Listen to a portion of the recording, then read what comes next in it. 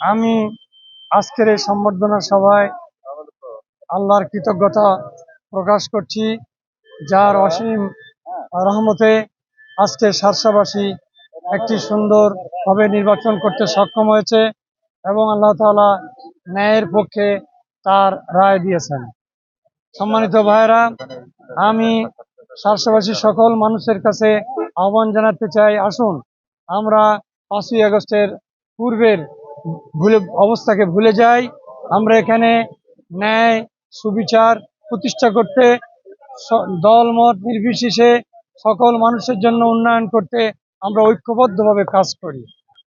যে সকল হিংসা হানাহানি নির্বাচন উত্তর সময় করা হয়েছে, আমি অত্যন্ত বেদনার সাথে সেগুলো স্মরণ করছি।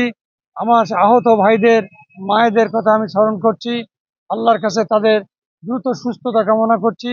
যারা এই কাজ করছেন, আমি তাদেরকে অনুরোধ করি, আসুন, এ পথ শান্তির পথ নয়, এ পথ কাউকে কল্যাণ দেবে না। আসুন আমরা সার দল মত জাতি ধর্ম শ্রেণী সর্ব মানুষের উন্নয়নের জন্য কল্যাণের জন্য ঐক্যবদ্ধ হই।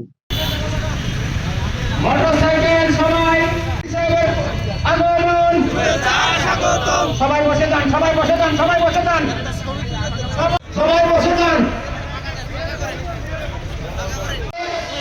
এই মাত্র আমাদের এই নাভারণে